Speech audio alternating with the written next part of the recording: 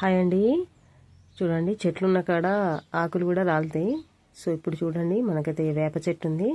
చక్కటి చల్లటి నీడిస్తుందండి. సో ఇంకా ఈ ఆకులు అయితే పడతాయి. ఇంకా ఇవి అండి తేకుటాకులు, వేపాకులు.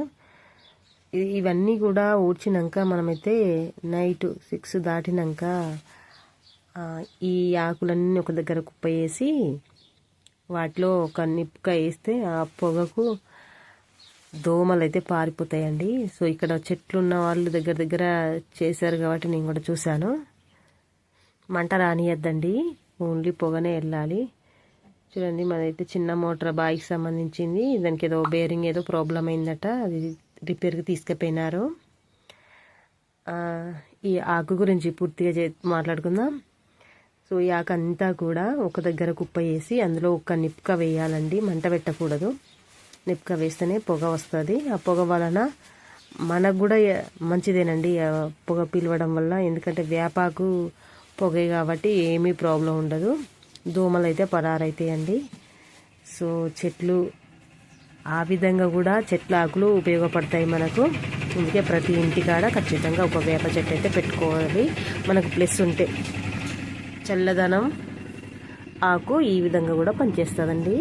ఫ్రెండ్స్, నా వీడియోకి అయితే ఒక లైక్ చేయండి, నా ఛానల్ని సబ్స్క్రైబ్ చేసుకోండి. ఫ్రెండ్స్, ఈవినింగ్ పూట వాకిల్ అయితే శుభ్రం చేసుకుంటాం కదా, ఈ ఆకంతా కూడా నేనైతే ఒక దగ్గర దుబ్బేస్తాను. ఎందుకంటే మనకు ఈ విధంగా కూడా ఉపయోగపడుతుంది. అంటే ఒక నిప్పుక వేస్తే పొగ రావడం, దానివల్ల దోమలు పారిపోవడం, దాని చక్కటి అవైలబుల్ కూడా చేసుకోవచ్చు మనకి. ఇలా ఈ విధంగా కూడా ఉపయోగపడుతుంది మనకైతే చెట్ల ఆకులు.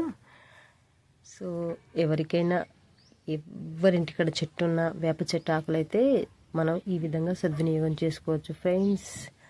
ఇంకా 4:30 అట్లా కాగానే మనైతే వాకిలి శుభ్రం చేసుకుంటాం కదా. సో నేను కూడా శుభ్రం చేసేస్తున్నాను. ఇంకా ఇవన్నీ కూడా దగ్గర దుబ్బి ఈవినింగ్ పూట 6 తర్వాతనైతే మంచిగా మనం పొగకు ఉపయోగించవచ్చు ఈ ఆకులన్నీ కూడా. మీ పనులు కూడా చేసుకుంటారు కదా ఈ టైంకి. 4:30 అయిందంటే ఇంకా ఇంటి పని స్టార్ట్ 4కే స్టార్ట్ చేస్తారు. ఓకే, చూడండి అంతా కూడా ఇలా ఒక దగ్గరికి దొబ్బి ఇది ఈ ఒక్క రోజేనండి. ఇవాళ మార్నింగ్ నుంచి వెళ్ళి ఇప్పటి వరకు, అంటే పొద్దున్నే మార్నింగ్ ఊడుస్తాం కదా, దాని తర్వాత ఇప్పుడు ఈవినింగ్ పూట ఇంత ఆకు అయితే స్టోరేజ్ అయింది. So thank you for watching.